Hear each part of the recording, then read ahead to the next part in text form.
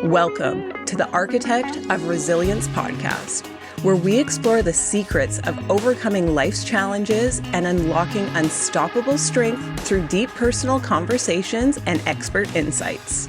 I'm really excited today for the second in our peptide series with myself and Anthony Castor to be dropping some knowledge. And I'm probably going to be the one picking up a lot of stuff because this is a great expertise area from Anthony.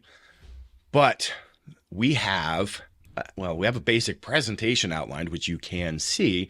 But outside of that, it's going to be some free-form discussion. We really just made some bullet items of some key points around mitochondria. So we're going to dive into, what mitochondria is, how it's the cell's powerhouse, some interesting facts about mitochondria, role in performance, roles in health, disease, and how we boost mitochondria's effectiveness with peptides, and then what peptides are available and protocols as far as training and making it our ally in health. So we've got the bullet points planned out, but beyond that, that's about it. So join me in this learning process today. Anthony, welcome to the show again. It is an honor to be here. I'm probably going to end up learning from you, to tell you the truth. I mean, as we said before, you're the one that really kind of got me started on this journey, and I'm always grateful for that. Really excited about the discussion we're going to have today. I think, when we think about mitochondria, it's arguably most important organelle in the cell. So there's really going to be some cool stuff we cover today, and I can't wait to get into it. Your humility always blows me away. So we're on a competition to see who's going to learn the most today. Him or me. You'll have to excuse me. I'm sick. It is the first week of school, and for some reason, the back to school bug hits normally 2 to 3 weeks in. It hit everyone this first week, and I got taken down hard. Anthony sent me his not getting sick protocol, which of course it was already too late for me. So here I am, but I am feeling a little bit better. I thought I brought a cough drop down here for me, but apparently, I put it in my pocket. So, and then we will start discussion around mitochondria. All right. So I will start off, and Anthony will correct me or add some more context as we go. But mitochondria are specialized structures within most cells. We're often referred to as the powerhouse of the cells. They are responsible for generating the energy that cells need to perform their various functions. Mitochondria have their own DNA and are unique in that they can replicate independently of the cell's nucleus. The primary function of mitochondria is producing adenosine triphosphate, ATP. Most anybody that trains has heard around this. It's the energy currency of the cell. And through a process called cellular respiration, this involves breaking down glucose, fats, and oxygen to produce ATP, which cells use to fuel essential activities like muscle contraction, nerve impulses, and cell division. Why is it important? Well, number one, energy production, ATP. Mitochondria generates ATP through the process called oxidative polyphosphorylation. This energy is vital for powering all cellular processes, including muscle movement, brain function, and heart contractions. Second one is cellular metabolism. They play a central role in metabolism, converting nutrients from the food we eat into usable energy. This metabolic process is essential for maintaining the health and function of all cells in the body. And the third one is regulation of cell death, apoptosis. You hear us use that word a lot. Mitochondria are involved in signaling pathways that control apoptosis, or programmed cell death. This is crucial for eliminating damaged or dysfunctional cells, preventing the development of diseases like cancer. So a lot of issues from those cells building up and not processing out of the body. The fourth one is oxidative stress management. Mitochondria produces reactive oxygen species, ROS, as a byproduct of energy production. While maintaining some ROS is important for signaling, excessive ROS can lead to oxidative stress, which damages the cells. Mitochondria contains antioxidant systems that help manage and neutralize ROS, protecting cells from damage. And the fifth is a role in aging and longevity. Mitochondrial dysfunction is linked to the aging process in several aging-related diseases, such as Alzheimer's, Parkinson's, and maintaining healthy mitochondrial function is critical for longevity and reducing the impact of aging. And then it also supports, number 6, supporting muscle and brain health. High energy demand tissues like muscles and the brain are particularly reliant on efficient mitochondrial function. Inadequate energy production or mitochondrial dysfunction can lead to weak muscles, fatigue, and cognitive decline. So that's just a pretty broad look at the importance and what mitochondria does. And I hope that that gives us an overview of how we talk about this through and explain how this impacts all these things, from performance, health, disease, how we boost it, and then how we employ peptides. Is there anything that you'd like to add? I ran through that rather quick, but it's I want to give a good overview. Great job of covering it. There's a couple things I'd add that are really kind of cool about the mitochondria. On the trivia side, we get all of our mitochondria from our mothers. So when we think about those mitochondria with their unique DNA, it's almost like we're getting this separate set of DNA that's only coming from our mothers.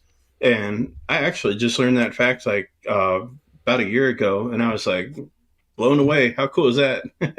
Then when we think about the mitochondria and kind of what they do, you did an amazing job of covering all that stuff, Chris. I think the only thing I'd add in that they do also that's really important, especially for those of us that are working out, they help to store calcium, and calcium is going to be required for like muscle contractions, communication between nerve cells, and other types of functions. And as you said, the apoptosis, that's huge. The reason we need apoptosis, when we think about, I'll use myself for an example, cross the half-century mark, and if my cells never turned over, like there'd be a lot of old cells that just don't want to work. So when we have apoptosis, that programmed cell death, what it's doing is it's kind of sweeping out all those bad cells so that the cells we continue to replicate are the good ones. So when we talk about mitochondria's role in anti-aging, or how do we maintain that youthful appearance or whatever, youthful performance, it really is kind of that cleaning house, getting apoptosis going, getting those cells out of there and regenerating the good ones.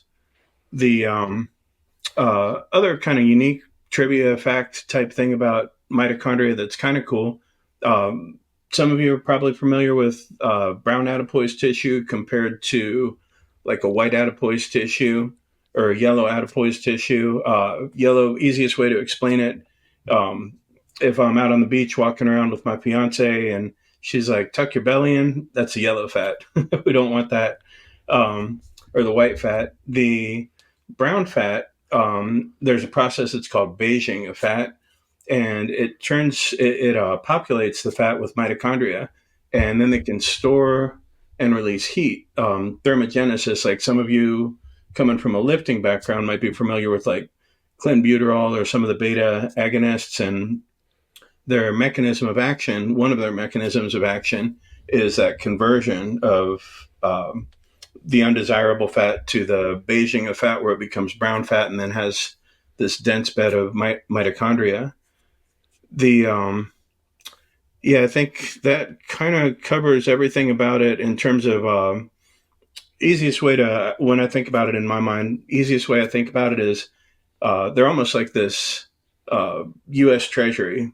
And the currency that they print is adenosine triphosphate, so they can, print as much of that money as they need to. But we got to keep that machinery healthy, and that kind of ties into the structure of a mitochondria. When we think about the structure, essentially it's these two layers. We've got inner and outer membrane, and in between it's called cardiolipin, and it's almost like these little like tails that hook together, and it works kind of like a cushion.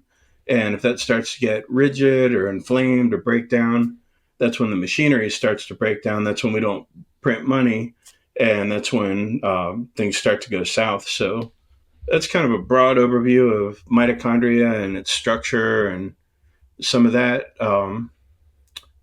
Yeah, I think that's great. One thing, we've talked about the apoptosis a few times here, but if you have cell replication going on, like we certainly want to have these dead or poor performing cells out of our system. This is where a lot of issues can come up. So really, I think we've got some other episodes we have planned in the future kind of around specific to this. They're going to be a little bit controversial, I think, potentially in what our approaches and thought processes around this. We've actually had several discussions on this, and surprisingly have some very, very interesting thoughts that are, I would say, outside the norm. Wouldn't you agree, Anthony? I would agree. Yep. Can you tell us some fun facts about mitochondria?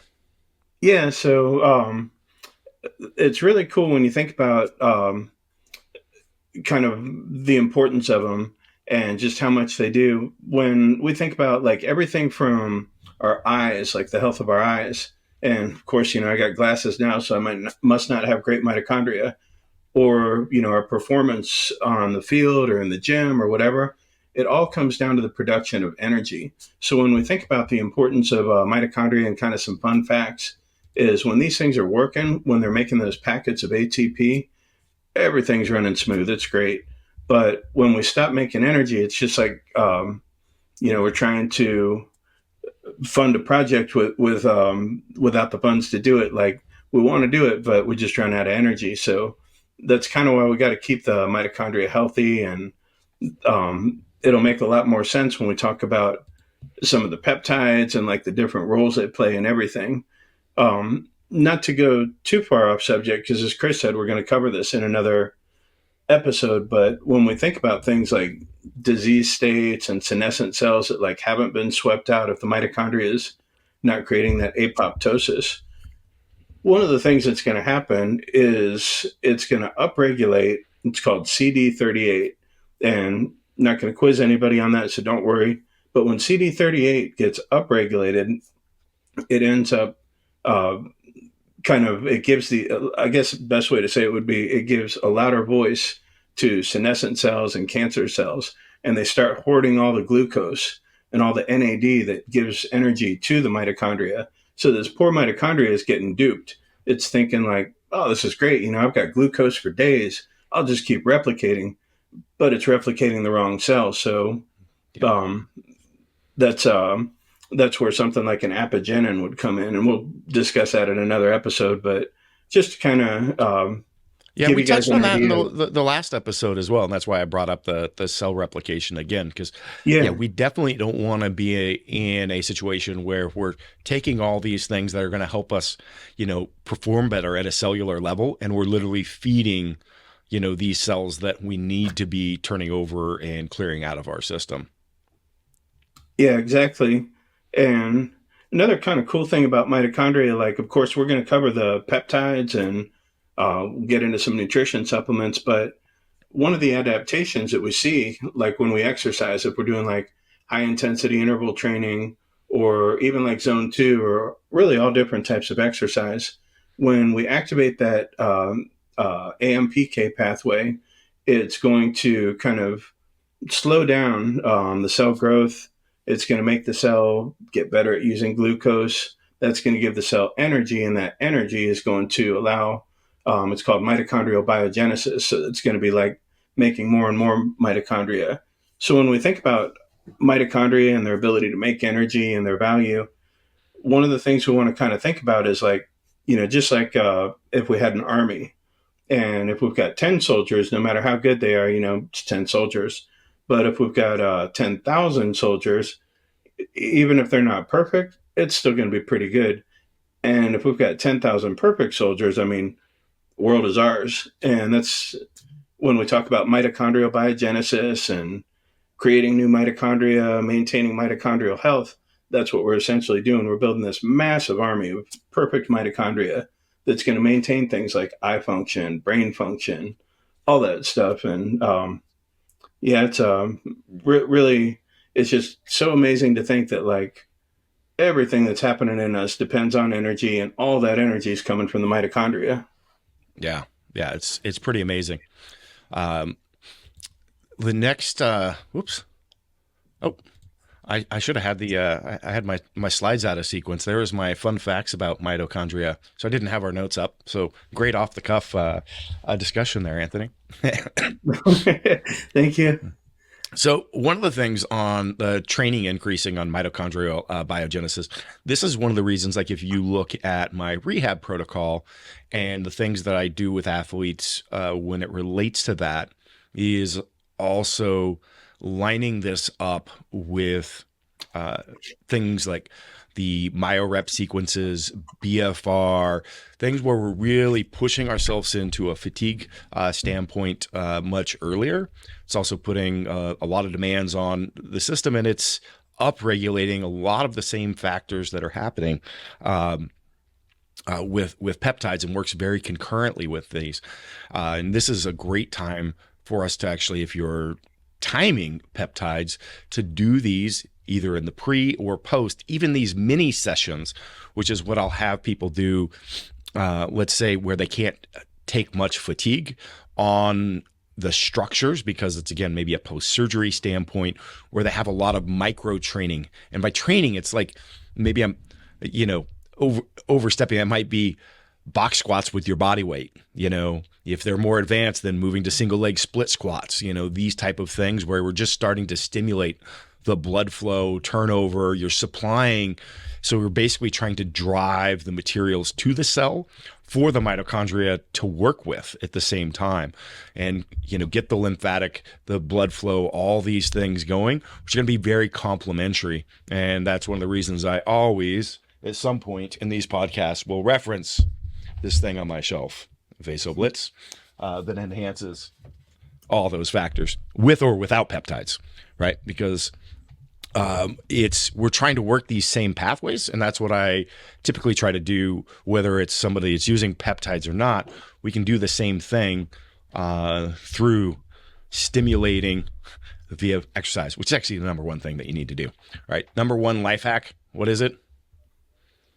Lift some weights. Trick question, right? Yeah. Yep. It's muscle is a currency of aging. For all the amazing stuff we have out here, there's nothing that is ever going to replace muscle and its value. Yeah, I think that's an important thing to us, make sure that we hit on in all of these, because a lot of times people may get caught up in like all the science and the compounds and everything that you could go down the path and go, hey, what about the basics? Like, yes, we're assuming that you understand, but maybe sometimes we need to, state that quite clearly, right? What are the, some of the best mechanisms for that? Strength training, high interval training, some aerobic activity, having good quality food in your system that is, it's fundamental, right? But don't, as Stan Efferding says, don't step over $1 to pick up a dime, right? Yep. Don't major in the minors. Don't major in the minors. Yes. I watched a really funny video from Dean Guido today. It was, I think a Canadian. I don't know why I love so many Canadians. I'm married to a Canadian too. I love my Canadians. You're close enough. You're in Ohio. It's right there. But it was a fitness influencer sitting at a table, just like going through like all the negatives and how to make sure you've got proteins with your carbs, and and it's just like, how about just go for a walk? Like it's true. Yeah. So I got so many. Go ahead. So many of the things people are trying to accomplish, like when you think about just laying that foundation with hydration, sleep, just moving. They'll be Yeah. surprised how many boxes can be checked. Yeah, just like proper cellular hydration. How's that going to impact mitochondrial function? Pretty basic. I'm jumping ahead, so let's work through because we are going to get into those topics. But Sure. let's talk about mitochondria's role in performance. Here's why mitochondria are important in performance. We hit on energy production already, but ATP. Mitochondria produces ATP that muscles require to contraction function. During physical exercise, particularly endurance exercise like running or cycling, muscles rely heavily on mitochondria to meet their energy needs. The greater the number of healthy mitochondria in muscle cells, the more efficient they can generate energy, enhancing performance. As far as aerobic capacity, mitochondria are key to aerobic metabolism. As much as I don't enjoy, aerobic activity myself, it is very most efficient way to produce ATP. Athletes with higher mitochondrial density can sustain longer periods of exercises with less fatigue. I should note, with my sprint training, my bedroom training has been able to last much longer without getting my heart rate and my breathing quite as high. And I like to stay in the game there. Endurance training. With endurance training, increases in mitochondrial size and number, that's the mitochondrial biogenesis we've been referring to, enhances the muscle's ability to use oxygen more efficiently, delaying fatigue and improving stamina. Fatigue resistance, obviously very important in performance. Mitochondria help delay the onset of fatigue by improving the muscle's ability to oxidize fats and carbohydrates for energy.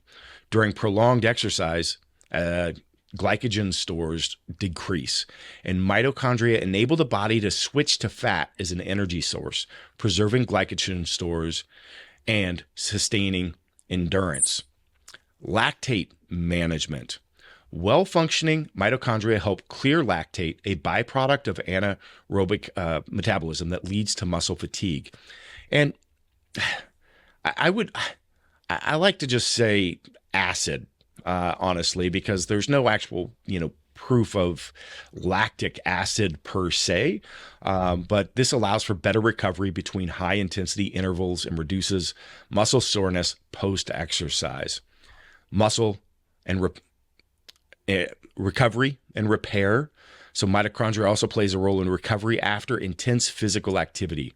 By supporting ATP production, mitochondria provides the energy required for tissue repair, protein synthesis, and muscle regeneration. Antioxidant production. Mitochondria produces antioxidants that reduce oxidative damage caused by intense exercise. This helps to minimize cell damage and reduce inflammation and accelerate recovery. And adaptation to training. That's the whole reason we train, is to gain adaptation. Training, especially endurance and high intensity exercise, stimulates mitochondrial biogenesis, the process of creating new mitochondria. This adaptation increases the capacity of muscles to generate energy and improves overall performance. The more mitochondria a muscle cell has, the better it can cope with increased energy demands during exercise. On VO2 max, mitochondria improved efficiency is directly linked to improvements in VO2 max. This is a key indicator of aerobic performance, which greater mitochondrial function allows athletes to perform at higher intensity for longer periods. As far as fat utilization and weight management, we kind of care about those things too. Mitochondria are responsible for burning fat as fuel, particularly during prolonged exercise. Efficient mitochondria help the body tap into fat stores more effectively, promoting lean body mass and aiding in weight management. Athletes with better mitochondrial function often have greater fat burning capacity, which supports energy efficiency during events. Injury prevention and longevity in sports. Mitochondria are involved in managing cellular repair and reducing oxidative stress, both of which contribute to long-term athletic health. By reducing inflammation and aiding in tissue recovery, mitochondria plays a role in preventing overuse injuries, muscle damage, and long wear and tear on the body.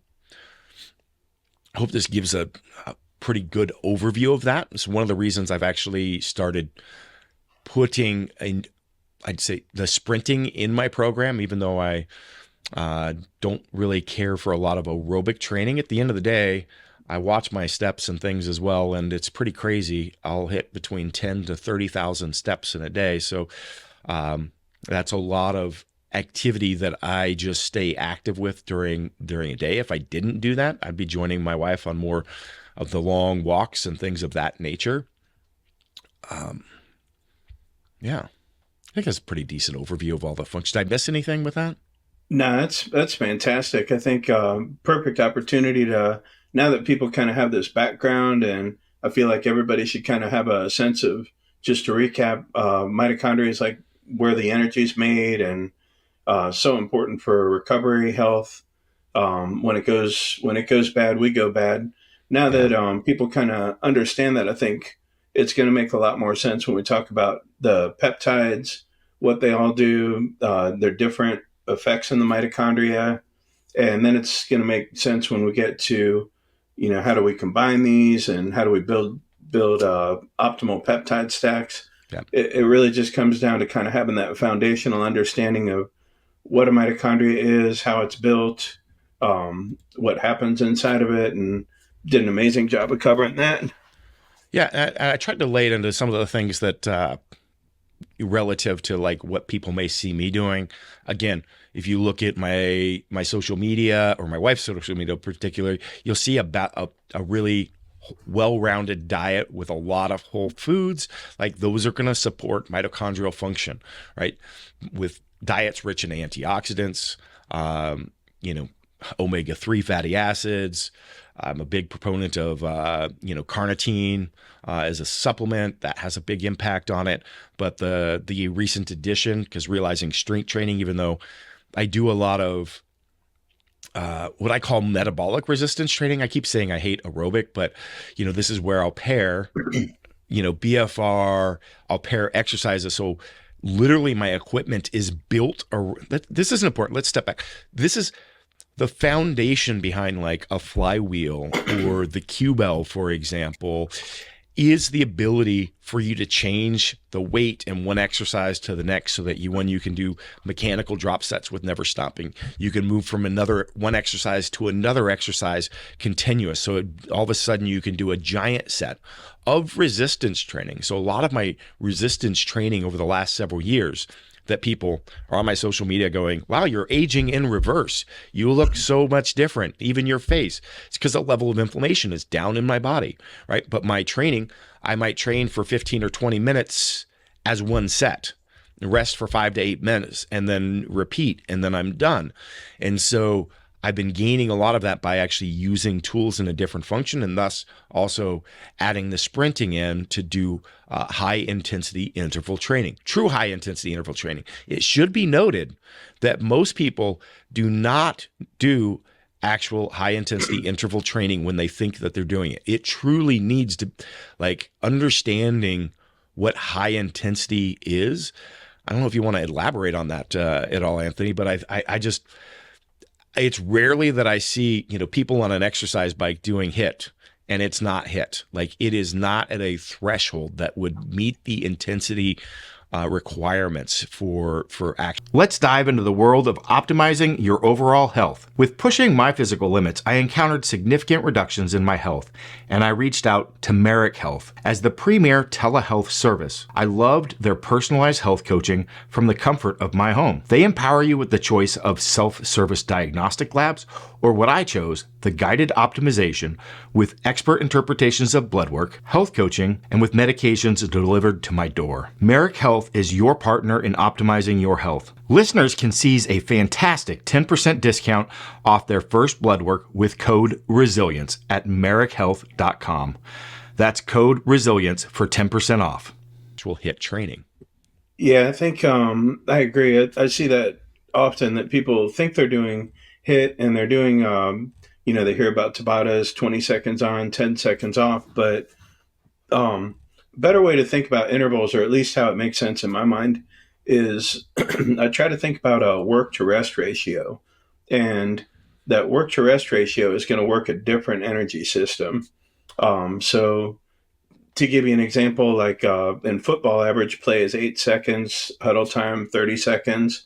So, if we think about that, that's about roughly 1 to 3 work to rest ratio.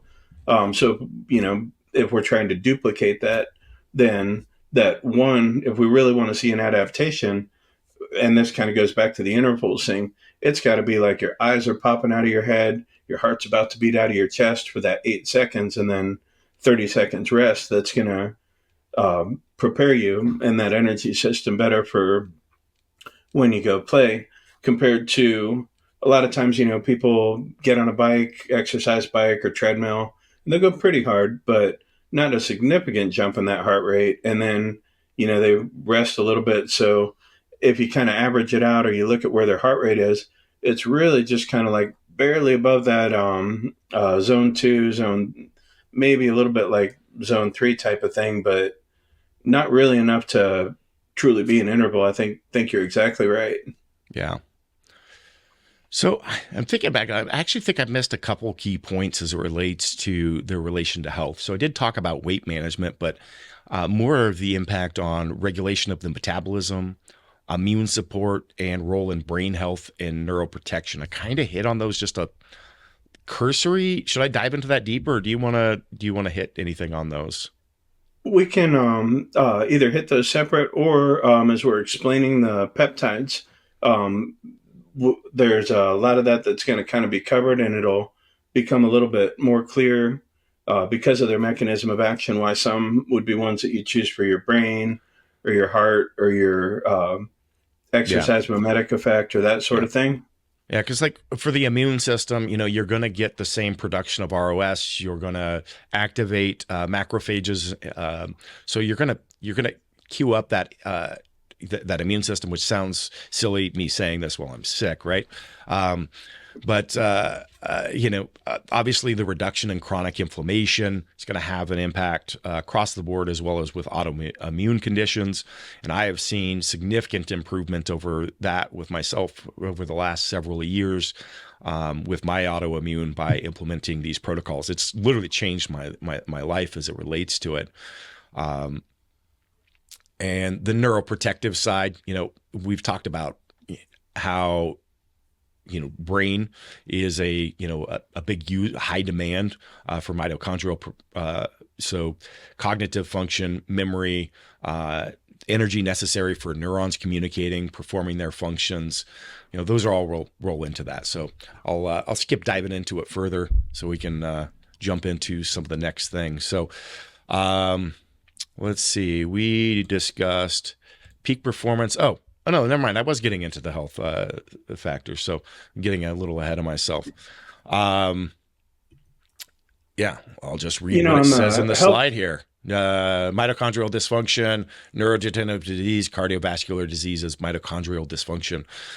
Do you want to dive into any of those? Sure. Yeah. When we think about like aerobic respiration and glycolysis, oxidative phosphorylation, these things that are normally happening inside a cell. Good way to think about like the disease, or this will kind of make more sense, is if we sort of explain the process of what happens when things go wrong. So it's called the Warburg effect. People may or may not have heard of it. And basically, what happens in the Warburg effect is a person, they have cancer cells that are producing the energy. And normally, like the healthy cells are going to be getting energy by using oxygen to break down sugar through aerobic respiration.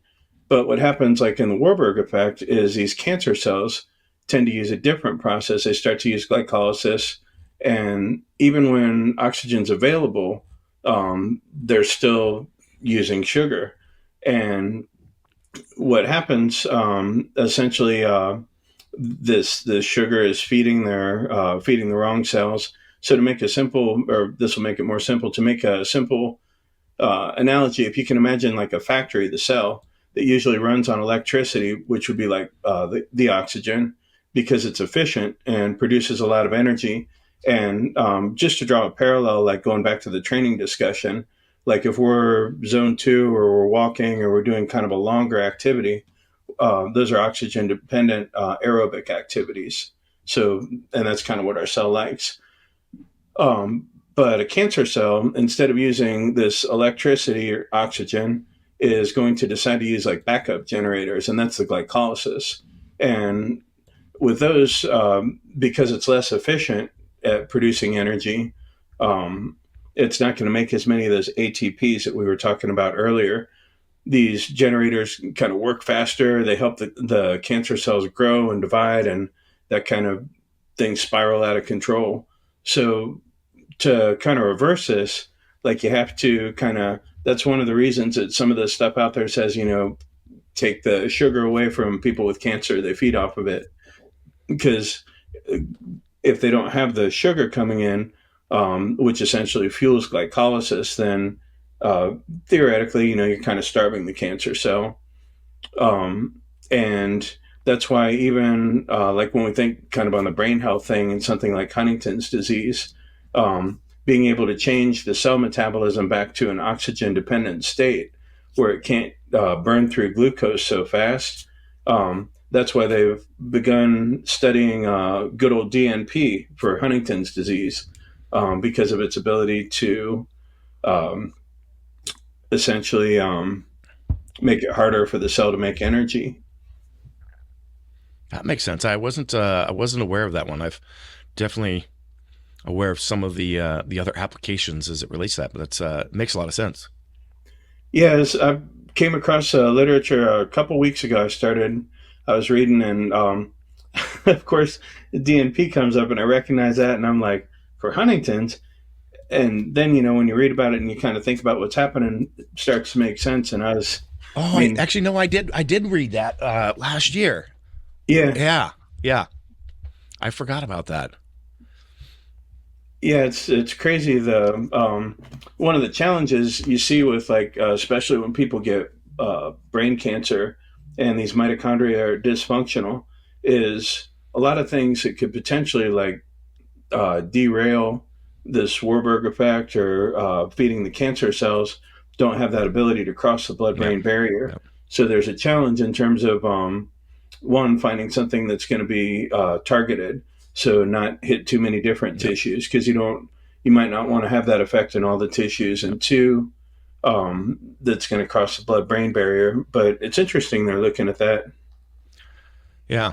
Chronic fatigue syndrome, that's definitely a prominent one of signs of mitochondrial dysfunction, where individuals experience extreme and persistent fatigue that's not alleviated by rest. So chronic fatigue syndrome is often linked to inability of mitochondria to produce sufficient energy, leading to muscle weakness, poor endurance, and basically general lethargy across the board. So I think it's pretty easy to see, mitochondria's fundamental role in health and performance, and its role in production of energy for the metabolism, cellular repair, and how all this rolls into its impact on disease. Yeah, it's even when we think about when we get sick and we have that post-viral fatigue, and mitochondria is not as efficient at making energy. And one of the fuel sources for mitochondria that donates electrons to NAD, it's called the chirorenin pathway, and it's got to do with tryptophan metabolism, melatonin. Two of the things that happen that lead to that excessive fatigue afterwards are, by alterations in that pathway, we're not producing the NAD through that particular pathway, and then there's also dysregulation in the amount of serotonin we're producing. So we get that really lethargy, and on top of that, the cell, because it's been in generally a state of where it's using, because of that upregulated CD38 we talked about, it's using glucose more, and we got to switch it back. Because right now it's got, if you could just imagine this heap of sugar sitting outside of it, it's trying to catch up on. So it's overworking, and in doing so, it's, making the problem worse. So that's why, and this will probably be a whole nother episode, that's why something like a ketone ester is so effective, because then you have something that doesn't have to be broken down. It can fuel the cell without giving it sugar. It can let it get caught up on that, kind of clear out that pile of sugar and get back to doing the things it's supposed to be doing. Yeah. One of the things, so I found is, well, I'll grab my Vaso-Blitz here too. I put lactate in this as calcium is the form that the lactate comes in. But those demands in high demand situations where we want those glucose stores to go to the muscle. We may lose some cognitive, ability, and we see that with blood lactate levels in testing and the impaired cognitive function during or immediately post-exercise. Having a lactate source available for the brain to function off of, which is actually a preferential source for it, significantly enhances that ability. And what I found interesting is with some people that have some cognitive issues. Again, these are just, clients that I've worked with have reported the huge impact that adding that lactate in there as a source has an overall impact with these people that are dealing with, in this particular situation, like adrenal type fatigue, and where taking caffeine, a whole other stimulant source, doesn't deliver them the same cognitive function that actually having, the base raw materials. So ketones would be a different sort of and more powerful in general than that. But I think it's, to me, I find this stuff really fascinating when all of a sudden somebody's like, hey, that's working really well for this. And I'm like, well, that's not the reason, that it's there, but that's really cool. Yeah, it's they're just starting to discover it's like a glucose lactate shuttle, and when you eat carbohydrates and how it breaks it into glucose, and then your cells use that glucose for energy, produce glycolysis, and that happens in the cytoplasm, which is kind of like the cell's workshop. Yeah. And the byproduct, of course, is lactate. And when you think about the journey of that lactate, instead of going to waste, that lactate can actually go to other areas of the body. It's called a lactate shuttle. Mm-hmm. And the cells and the muscles, and especially the brain, can really take that lactate, convert it back into energy very efficiently. Yep. In fact, it was really cool. They found a strand of bacteria. I'm going to butcher the name, but I'm going to try. Veillonella atypica. And it's a gram-negative anaerobic bacteria. And in a lot of elite athletes in all different sports, they found like a really significant amount of this particular strand of bacteria. And what it does, it seems like it makes them more efficient at using lactate for an energy source. So like in my simple brain, so it makes sense, I just kind of think about it like it's, if you had like a stick of dynamite, it would be like having that same stick of dynamite is now 3 sticks of dynamite. Like you can use it a lot more efficiently, and it's got a bigger bang. So kind of some cool research around that. But yeah, well, I hate even bringing it up because it's one of my secret weapons of that product. When I first came out with it, it was the first daily use, nitrate product, because everybody was just putting it in the pre-workouts. I think I mentioned that on the last episode, which it takes a chronic dosing, not an acute dosing, to achieve its effects. But one of the others, one of the secrets is the actual lactate that's in there as well. So anyway, that was really smart. So I hate letting it out. Just want to, but that's I love it. That's awesome. Boosting mitochondria with peptides. I think it should be pretty self-evident how peptides can enhance the mitochondrial function. It's gonna, yeah, I don't know if you want to dive into it, but the bullet points I've got there are pretty straightforward. Yeah, we've got a pretty robust toolbox when it comes to mitochondrial peptides. And a lot of them, like they all are going to have some effects like mitochondrial biogenesis and some of that stuff. But as we go through them, like we can talk about some of the unique aspects of them and some synergy between them and that kind of thing. And it's really cool. So, kind of a fun one to start with is Aicar. It's AICAR, and it's 5-amino four carboxamide ribonucleotide. Not going to quiz anybody on that. Um, and when you think about it, like what's this big jumbled up word mean? ICAR is just like a metabolic booster, and it activates AMPK, and that's going to be a key enzyme that acts like a cellular fuel gauge. So when energy levels drop, this AMPK is activated to restore balance by encouraging the body to use stored fats for energy and increase glucose uptake in the cells. So what the ICAR does is it promotes mitochondrial biogenesis, which, as Chris was talking about, that's that creation of new mitochondria. And it does this by improving cellular energy production and enhancing endurance. And when we think about like, how's it do this? Like I hear all this, but I don't understand how it works. It's really cool. What it does is it mimics the low energy state in a cell. And in doing that, it tricks the cell into thinking or signaling the AMPK pathway. And that's where you're going to have that enhanced fat burning and glucose utilization. So, kind of in nutshell, when you think about the ICAR, it's going to be something that can boost endurance, promote fat loss, and improve insulin sensitivity. Anything you want to add to that, Chris? Or No, I don't have any. I have not had experience with that one, so I'll let you handle that. You didn't give it to me for my notes either, man. oh shoot, sorry. No, I was gonna put it. I'm gonna put it in here. I just didn't want to. How do you spell that?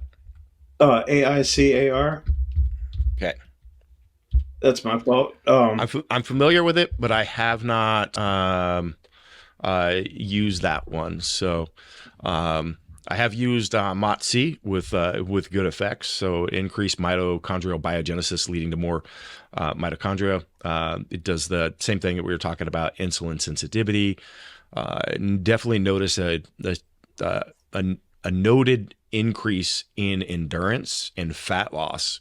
I think that's one of the main applications that people go to Mots-C is for the fat loss, but that's encouraged by the fat oxidation and preservation of glycogen stores. And then obviously they protects against the oxidative stress, but I've seen good success with Mots-C for all these areas. Exercise capacity and fat burning are definitely noted through those mechanisms. Yeah, Mots-C is incredible, and there's actually a lot of synergy with Mots-C and ICAR. With the ICAR, you want to do that IV if that's an option. It's got a really short half-life, so the positive effects that you'll see will really be like if you can do it IV. The Mots-C, I mean, it's amazing, and they just keep coming out with more and more research about its application, benefits in the vascular endothelial function for the cardiovascular system. And the one that I actually just learned about is it promotes osteoblast proliferation, differentiation, and mineralization. So like when we think about bone health, it inhibits osteoclast production, and it promotes osteoblast proliferation, which is super cool. And it, as you mentioned, it helps with insulin sensitivity, and in doing so, it's got some protective effects in the liver because it can alleviate the non-alcoholic liver disease, the NASH. Mm-hmm. It's Mots-C is one of my go-tos. I think that for almost any peptide stack, you can make a good case for putting it in there. One of my only issues is at dosage. It's a fairly expensive peptide. So I've only used that. I don't use it too frequently, depending on, a person's budget, but really beneficial. And then, yeah, I would definitely employ it with any liver function where we're trying to push some of those mechanisms where we talked about with senescent cells and apoptosis tied in with that, because, that's obviously the ability to pair those off and, is going to be very valuable in that, and get to the point where we're actually burning the fatty liver, which a lot of people don't realize that you can do. The scientific literature says that can't be done, but in practice it can be done. It certainly can be done, where we can actually reverse not the scarring of the liver, but the fatty liver. But you've got to get your fat reserves really low and be able to metabolize those. And Mots-C is one of those ones that can drive that fat into the system. Yeah, and it even has anti-inflammatory effects on interleukin-6 and the tumor necrosis factor alpha. It's like, it checks so many boxes. It is expensive, so that's kind of a knock against it. When we think about like the signaling with Mots-C, it's going to be something that generally interacts with the outer membrane of the mitochondria. And that's where some of that AMPK signaling comes from. It's almost like that's why they call it an exercise mimetic, that it kind of that would be like a reaction to the oxidative stress, would be the easiest way to explain it. SS31. So SS31 actually binds to the, I don't know how you pronounce it. It's cardiolipin. Cardiolipin? Yeah, lipid found in the inner mitochondrial membrane, stabilizing it and protecting that membrane from damage. And again, reduces oxygen species, so ROS, minimizing oxidative stress, preventing mitochondrial damage. So I used SS31 in my post elbow surgery. And that seems a little weird, but this last elbow surgery, and I'll talk about this on a few podcasts that we do here, my healing protocol is just like, it's tits. Like, I've not seen anything better. But the spring back from, the inflammation from the surgery, the inflammation in the brain from the putting you under, this is what I was really wanting to be able to walk out of that surgery, because I don't need pain medications. And well, they put me under. I have that pain medication, but following surgery, I don't need pain medications. And I'm like, I just wanted to spring back and see how fast I could get to normal function. And SS31 was one of the ones that I used this last time for the inflammatory response. It's commonly triggered by the mitochondrial dysfunction, but there was a bunch that I hit on cognitive function and inflammation. And this one makes it useful for chronic inflammation, as well as cardiovascular disease, neurodegenerative disease, and metabolic syndrome as well, related to those anti-inflammatory properties. Yeah, it's incredible. I mean, that is, if you're talking about repairing the mitochondria, that's probably one of the most important ones, because it stabilizes that mitochondrial membrane with the cardiolipin in there when it binds to it. So it's like, when going back to our original analogy of a printing press and dollar bills, it'd be like if that press was like smoking and shaking and on its last leg. It's kind of like, all right, let's get those bolts tightened. Let's get it working again.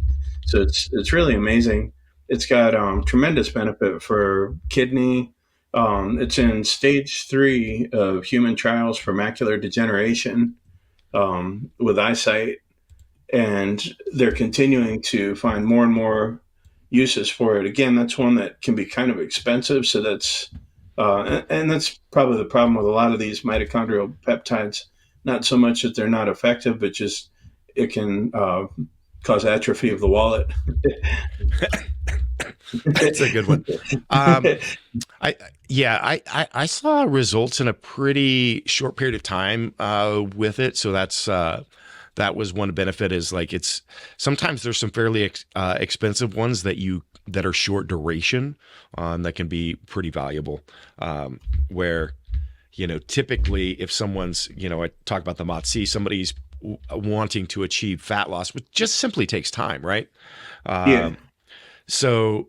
Um, So that's where, doing that for an extended period of time, like it's pretty spendy in general. So the next two, SBT 272 and CB4 211, I don't have much exposure on those ones. I don't actually even know sources for that. I know you've got a lot better resources on that end, but I believe this has an impact on the cardiolipin as well as ATP production and oxidative stress.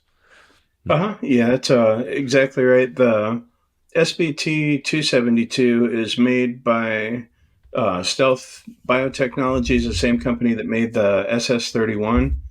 And right now they're looking at using SBT for Alzheimer's because it easily crosses the blood-brain barrier, and amyotrophic lateral sclerosis like the ALS. Um, and essentially, like in terms of unique benefits, I wouldn't say so much that there's unique benefits other than it's crosses the blood-brain barrier easier. But I think kind of their thinking with this is, we've got something that kind of covers the body with SS31, and we can cover the eyes with that. And now we've got something for the brain. And since we've got mitochondria in every cell, it's this kind of clears that hurdle of how do we do something that's going to cross that blood-brain barrier and be able to get it to where we need it to be.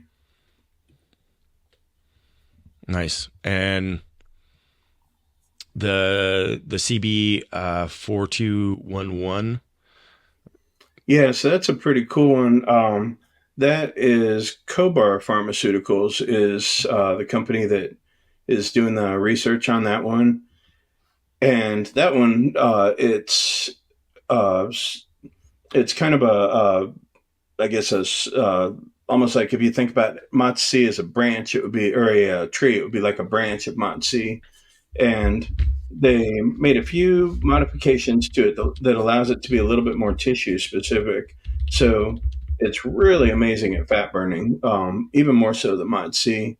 And what they're looking at it for is non-alcoholic fatty liver disease and improving insulin sensitivity. Does both of those really well. It works through fatty acid oxidation and insulin signaling pathways, and it's currently should be in the compounding pharmacies probably in the next week or two. Um, Actually, by the time we air, I believe it'll probably be in there. But in terms of therapeutic application, especially like for non-alcoholic fatty liver disease, it really does some pretty amazing things. Yeah, I think that non-alcoholic fatty liver disease is very treatable in this day and age based on the mechanisms that we have available, and that sounds really great in regards to it. So yeah, very fascinating. Certainly could be paired up in combination with some other mechanisms as well to facilitate, I'm sure, based on how that operates. Yeah, absolutely. And just to kind of reinforce, like the reason these are mitochondrial peptides have this effect in fatty liver disease. Again, going back to the different ways that the mitochondria makes energy, how it likes to have oxygen, likes to metabolize fat, use sugar also. And we think about that fat kind of piling up in the liver when it shouldn't be. When we've got cells that can really efficiently burn through that fat, contribute to the beta oxidation, then we don't get that buildup. And the buildup we have starts to go away because those cells are so revved up and using so much of that fat for energy. So that's if you're interested in mitochondrial peptides and kind of reading about the newest developments in them, one of the great areas of research to focus on is going to be non-alcoholic fatty liver disease. Yep. Yep. Yeah, absolutely. And anybody listening to this that needs some help or assistance with that, please reach out to Anthony. I can't say that I'm taking any clients as it relates to this, but yeah, reach out to Anthony. Without a doubt, this is something that people believe is non-treatable, and certainly is. Now, it needs to be paired with some, diet and lifestyle changes, and as well as some supplementation, but based on your unique, situation, your blood work, all these things that, a very specific protocol for you can be done that will likely yield notable results. Humanins, an interesting one. It safeguards. Sorry, I'm looking at the wrong screen here instead of the camera. Humanin's an interesting one. It works through safeguarding the mitochondria through reducing oxidative stress. And then again, we see the same impacts as on this with anti-aging, longevity, neuroprotection, metabolic health. What are your experiences with Humanin? Absolutely love it. It really has some unique benefits that kind of slide under the radar. If somebody is having trouble sleeping, I've used a low dose of Humanin for 10 days. It works in the brain, mitochondria in the brain. So that's kind of a cool thing with it. It protects it protects the neurons in the brain, right? Protects neurons in the brain, reduces oxidative stress. It works through like insulin signaling pathways, and it improves glucose homeostasis. So going back to, remember when we talked about the Warburg effect and like how it's just using all this sugar, it creates it kind of stabilizes that, kind of slows that down. Yeah. So there's some cool effects there. It also can protect neurons from the toxicity. The amyloid B toxicity reduction. Yep, absolutely. And if you have an ischemic event, because it can interact with the mitochondria in the brain, it's one of the better, that and thymosin beta 4, really good go-tos for ischemic events. I've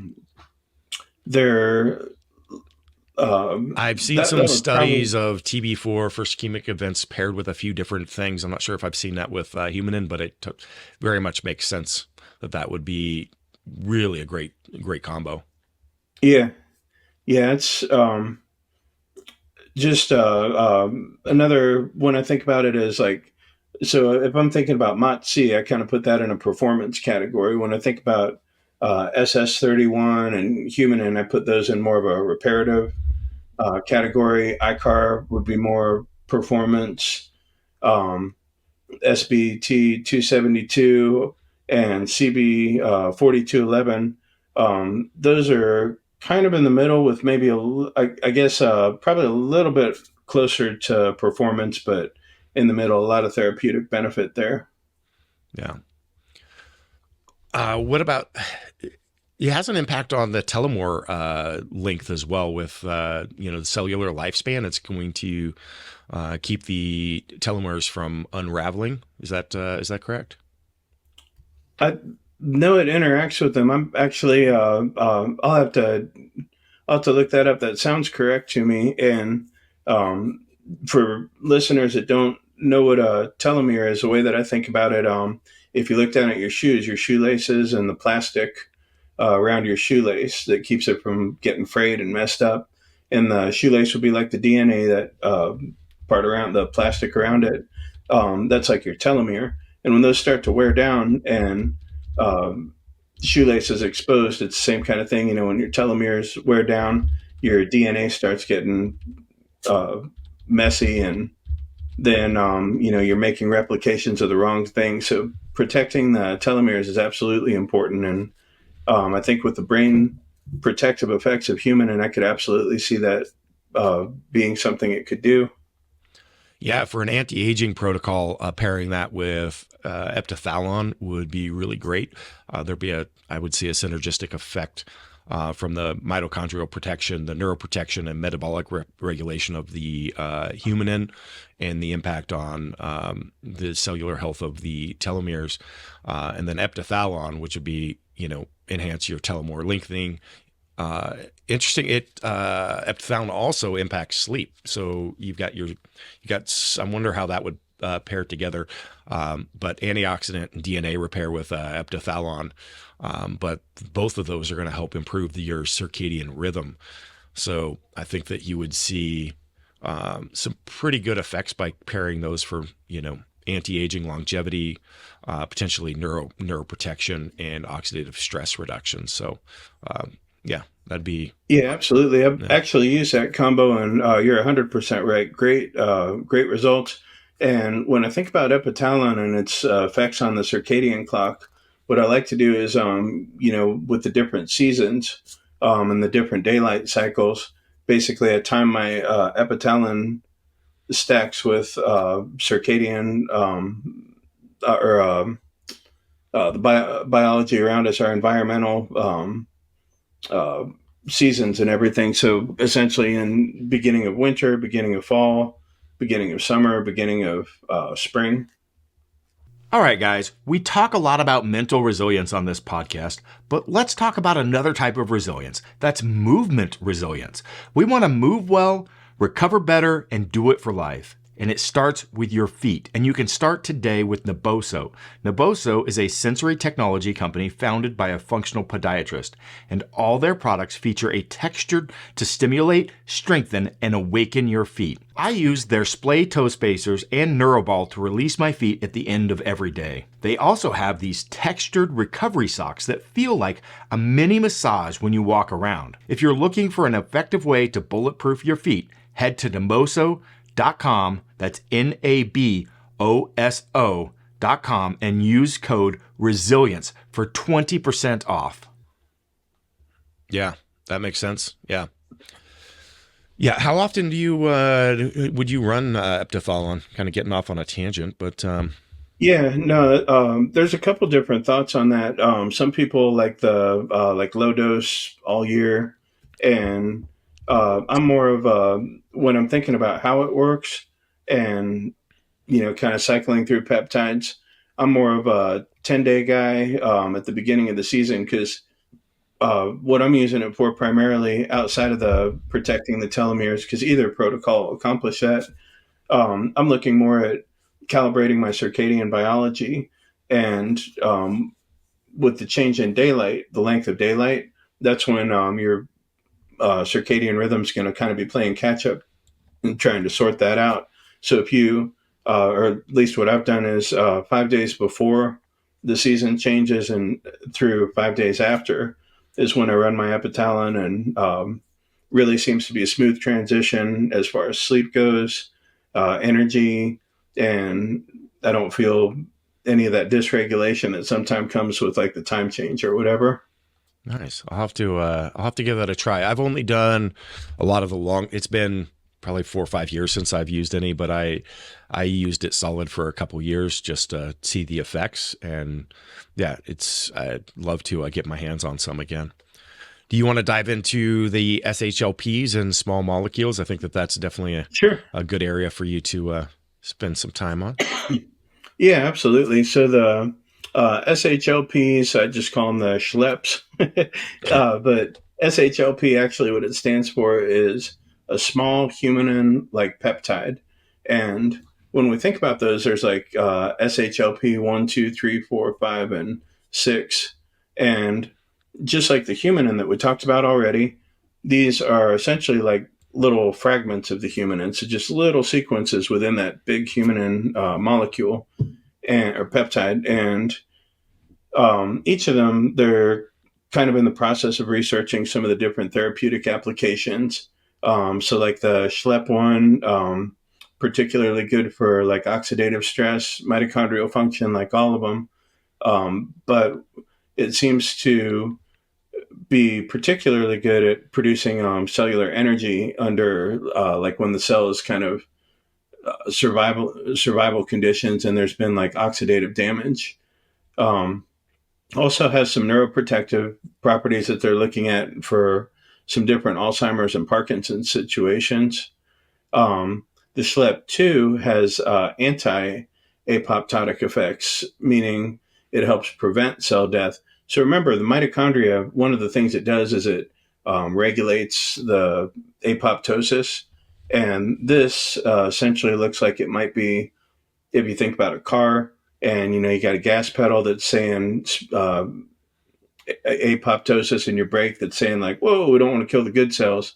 This would be like getting your brakes checked, making sure that you're not killing off good cells. And then the SHLEP3, that's involved in regulating the mitochondrial metabolism and insulin sensitivity.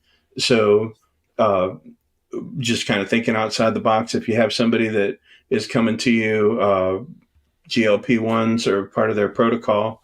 As far as what's accessible right now, like that's where I'd absolutely lean on like a Mots-C and get that improvement in insulin sensitivity, or CB 4211. But as the research continues to come out and the SHLEPs are available, SHLEP3 might be a real specific thing you could put in for even maybe a greater effect. And they're looking at it for diabetes as part of a diabetes treatment too, which is kind of cool. The SHLEP4 helps modulate inflammation and immune response. And then the SHLEP5 is when we think about like mitochondrial function and increasing expression of like the mitochondrial related proteins. So like, how they have their own DNA and all that stuff, and like the fission and fusion that occurs like throughout that mitochondrial network. SHLEP5 is almost like the master controller in there, or at least it looks like it. The way that I think about it, like, because I always have to make stuff simple so it resonates with me, and I like to make it practical too. So SHLEP5, what's really cool about it, and when we think about like the regulation of these proteins and creating new mitochondria, what it's actually being explored for, and this is why it resonated with me, is for age-related cognitive decline, since I'm 51, and muscle wasting, which, at 51, I'm still like the guy that wants to put on muscle and all that stuff. So anytime I hear prevents muscle wasting, like bells go off, I'm happy. And then the SHLEP6, the last one, it's unique in that it induces apoptosis under stress conditions, particularly in cancer cells. So it's really cool in that it seems to act sort of like a tumor suppressor, and it's selective in how it does that. So somehow or other, it seems to have this ability to kind of look for different forms of lymphoma, cancer cells, tumors, and only make those cells die, which is really something we haven't seen before. So more research will be done on that one, but that's kind of the rundown on those. All right. I'm wondering, because I think the discussion on the small molecules could be pretty interesting, and we're running late on time. Should we save that for like a little mini episode maybe? That's a good idea. There's so much to cover, and man, those are super cool. Those are I'm excited to talk about them. I'm excited to dig into those. So I think let's do a micro episode. So guys, definitely hang on there. Mitochondrial-enhancing peptides, but we'll do a separate piece on that. Now, I think we did cover a lot of this already, but mitochondrial protocols. Any changes that you would make? I think this is just some notes that. So I'm not sure if they're accurate to your thoughts or not. But performance enhancement, Mots-C and SS31. So boosting exercise and fat metabolism, longevity and anti-aging, humanin and the SHLPs supporting brain health, combating age-related decline and promoting long-term mitochondrial health. We also talked about maybe using eptothalon in there, metabolic health, the CB4211 and SBT272, although I think you talked about putting the SBT272 into the performance realm. Is that right? It could go in there. I think like metabolic health or the health of the mitochondria. Repair is a good place Yeah. for it, but There was some other peptides outside of these mitochondrial ones that you mentioned that might be good combos for this metabolic health as well. yeah, definitely. Just a couple of peptides and even nutrition supplements that are really, you're going to get some synergy there. So when you think about like providing energy to the mitochondria, and we've established like it loves when it can use fat for an energy source, and using carnitine is a great way to shuttle that fat to the Yeah. mitochondria. And just like when an engine's really running, our mitochondria is really running to Absolutely. That is a foundational one that I would have anyone using while using any of these supplements. It would be acetylene L-carnitine. Do you have preference over oral or injectable? yeah. So the with the carnitine, what I like to do is if somebody's using growth hormone or releasing hormone, growth hormone releasing peptide, I like to do a microdose of the injectable carnitine around then, because it's going to drive that beta oxidation. Yes. Yep. And then I do microdose of injected carnitine after a workout, because it'll decrease histone deacetylation, which has to do with like gene replication. And then prior to the workout, I'll do like a choline carnitine combination, pretty modest dose, injected as well. And that's going to do a lot of cool things.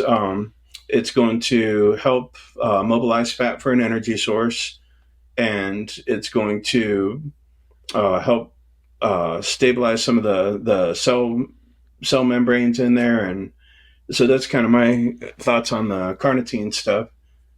I'm spot on with you. I typically don't do the post one, but I would definitely. I always pair and then do. I love the pre workout, particularly to enhance some performance at times too. If I want to shuttle some extra carbohydrates in the system, but pairing that with my Vasoblitz and other, like, it's just absolutely phenomenal. I should do the post, but I just don't. So